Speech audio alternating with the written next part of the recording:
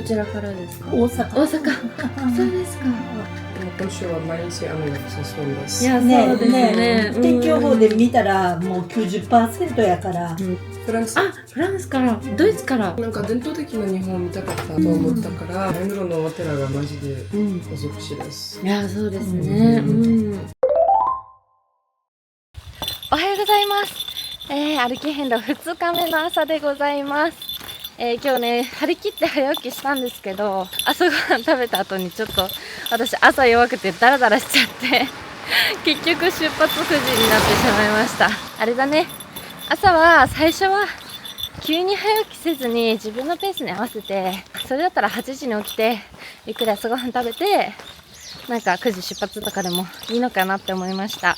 今日は昨日3番まで進みましたので、続けて4番さんから回っていきたいと思います。ここからちょっと山を登って4番さん行って、その後どんどん進んでいきます。今日はもうあいにくのがっつり雨です。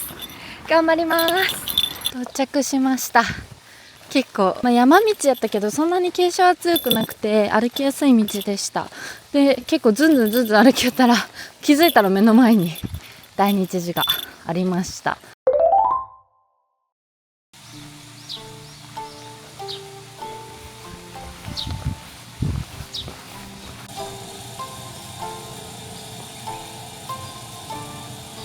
ここは梵鐘ですね。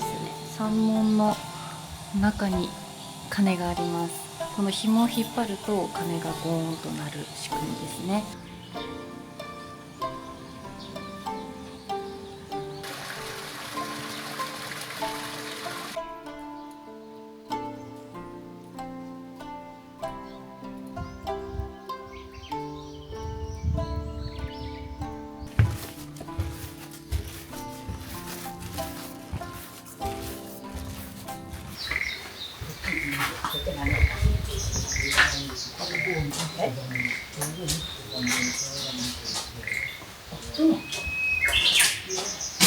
びんずる様といって、昔のその優秀なお弟子さんだったらしいんですけど、この頭を3回ずつこう右手と左手で投げたら無病息災みたいな。びんずる様すごいさ、目パッチリで元気な顔をされてるなと思ったら、昔お酒の飲みすぎで破門になってめっちゃ頑張って修行してもう一回お弟子さん一番弟子になったそうです。努力家なんですね。でもお酒飲みだったっていうのを見てなんか納得しちゃいました。元気な顔してる。歩き遍路の私にお接待でお菓子をくださいました。ありがとうございます。4番札所第2通り終わりました。続いて5番札所地蔵寺に向かいます。さっき来た道を戻っていきます。雨がちょっと収まったのですごい涼しくて気持ちいいです。第2寺めっちゃ良かったですね。私結構好きなお寺です。洗練されてた歴史とか伝統も感じるんやけど、本当に大事にお手入れされてるのが伝わりすぎて、それが本当に印象的でした。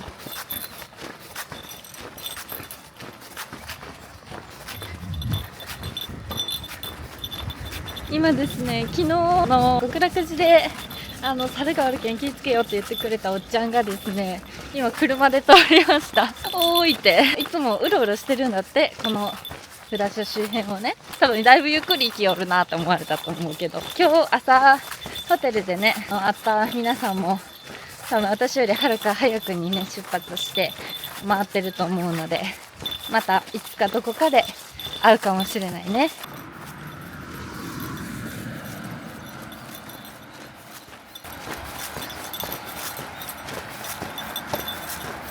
待って、めっちゃ猿います。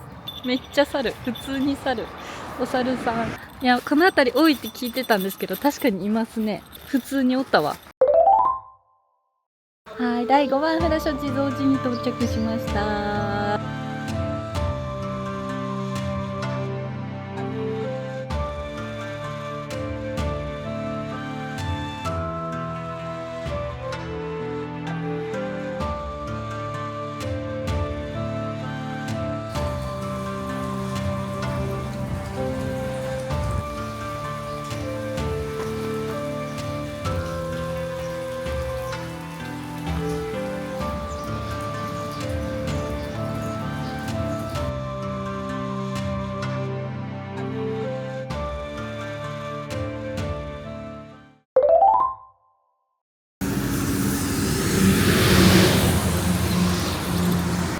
はい、お疲れ様です。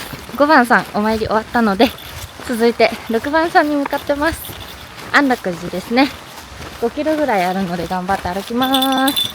雨しっかり降っとるけど、そんなめっちゃってほど暑くはないかな。五百羅漢像めっちゃすごかったね。あれ五百羅漢像の中には知り合いが1人は、知り合いっていうかご先祖様に似た人が1人はいると言われとるらしいんやけど、本当にさ、全員違う顔で、あとお洋服も違うんですよ。そこまで凝ったものをああやってたくさん作るってすごいよね。そこに込められた思いの強さたるやと思いました。だいぶ歩きました。お遍路さんの東屋見つけたので、ちょっと休もうと思います。いいね、こういうの。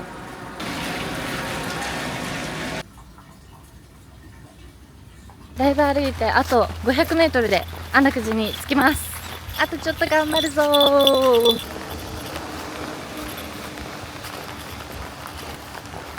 着きました。1時間ぐらい歩いたかな。結構道のり自体はそんなにハードじゃないので楽しく歩けました。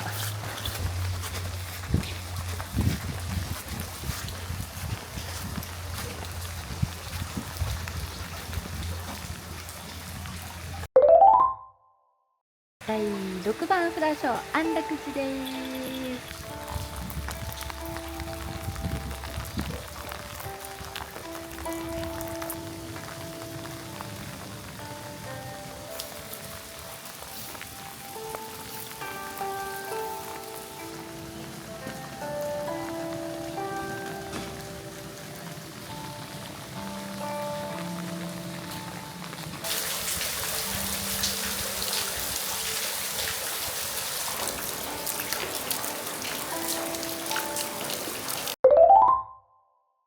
第6番安楽寺さん参拝終わりました。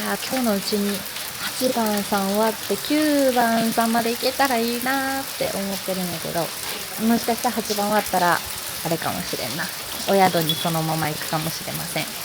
お腹が空いたのでソイジョイをかじりながら歩いていきます。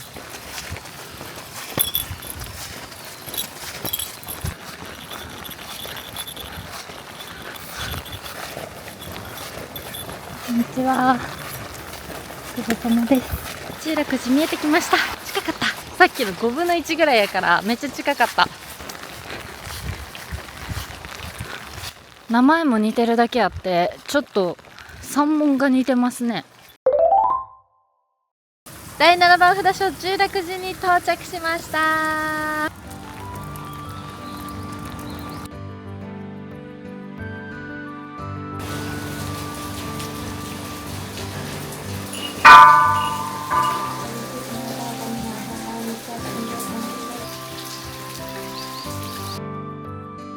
縁結び入り口左から入って右に出る。ほんで縁切りたい時は右から入って左に出る。うわ、どうしよう、切りたい縁ないか。行ってみます。なんかかわいい。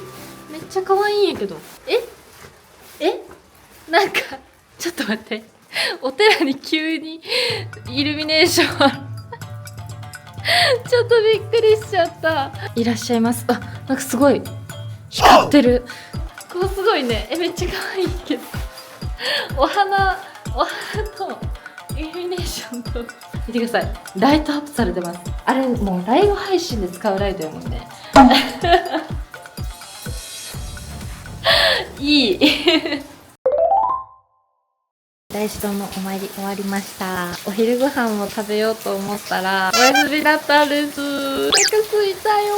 この周辺にないんよね、ご飯屋さんが。唯一って感じだったけどお休みでした。なのでご飯お預けです。8番さんまで、そこまで1時間ぐらいかかるんかな。もう多分今日は8番さんまでやと思うんで、8番さん行ってその後お宿行くと40分ぐらいかかるんよね。2時間弱ぐらい歩かないかんので、もう1本持ってるソイジョイ食べてちょっとパワーチャージして頑張ろうと思います。ご飯を食べるつもり気持ちだったのですごい残念なんやけど頑張ります。こういうこともあるね。これは確かにご飯屋さんを事前にリサーチしておくっていうのはやっぱり大事やね。食べるタイミングを逃してしまうとしんどくなるので、食べれる時に食べとこうというのが結構鉄則やな。じゃあ次行きたいと思います。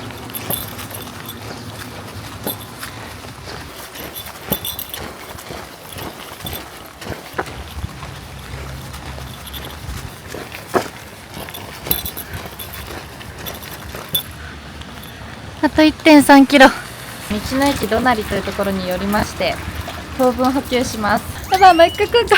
そんなさ、なんかテレビ用みたいなことしたらさ、仕込みやと思われるやん。めっちゃ美味しい。劇的にうまい。全てのことに感謝したくなる気持ちが結構分かってきて、なんでかっていうと、歩いてるとさ、こう疲れてくるやん。まあ疲れてきたら座れるということ、まずで、座ろうとしたら屋根と椅子がいるわけよ。なんか飲みたいなとか、なんか食べたいなってなった時にお店があるということ。今日だけで行こうとしたお店が2軒閉まってたんです。そうなるともう空いているということだけでありがとうってなってくる。お店やっててくれてありがとうって思います。なんかさ、お店やってるとかってなんていうんやろ、当たり前のことというか、そこにあるものみたいな感じがするやんか。だけどさ、本当にそれを求めてると、やっててくれて空いててくれてありがとうって思うんですよ。でそうなったら本当なんかこの傘のさ面積とかにも感謝したくなってくる。顔全然濡れんし、なんかね、本当いろんなことに感謝する気持ちが芽生えてくるっていうのはそういうことなんやなと思って、日々足りてる生活を送ってると気づかないんやけど、それが急にないって状態になった時にあるということ、そこにあるということにめちゃめちゃ感謝の気持ちが湧いてきます。腹ごしらえ終わったのでパワーつきました。ラスト8番札所までの道のりと参拝と頑張りたいと思います。レッツゴー。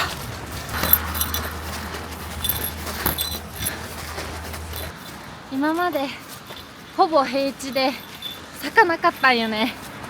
熊谷寺までの道のここが初の坂道かも。やっぱちょっとしんどいです。だいぶ体力が削られます。着いたぞー。熊谷寺です。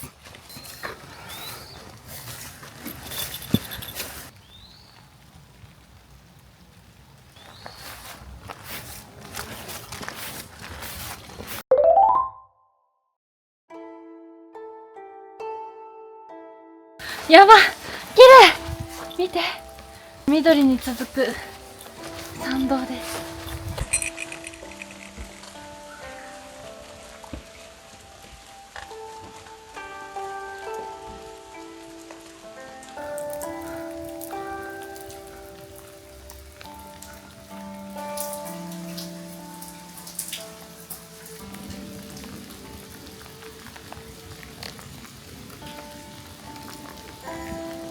帰りはこっちの坂道もあります。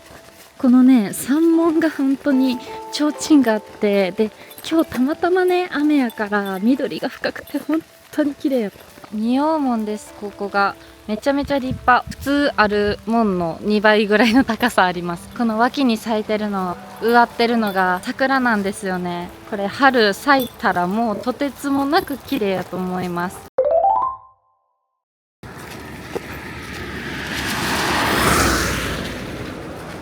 後ろめっちゃ田んぼ。あと1キロぐらいで今日の宿に着くのでラストスパート頑張るぞ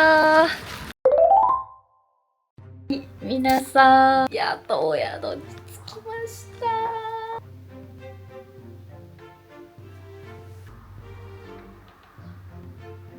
長かったです。次行くのがお宿ってなったら気が抜けてさ、なんかもうめちゃめちゃしんどくなってくるんよね。まあ一日の最後っていうのもあると思うんですけど、結構今日は体力的にも精神的にもこうぴったし、もうスタートからペペーンって感じ、もう今ここって感じですね。9番の法輪寺さんの近くの旅のお宿というところに宿泊をさせてもらってます。すっごいリーズナブルにね泊まれるところなんですけど、今日なんと私しかいないということで一棟貸しみたいになってるんですけど、結構ですね広々くつろげるお部屋になってます。夜ご飯はお好み焼きにします。道草さんというお店に来ました。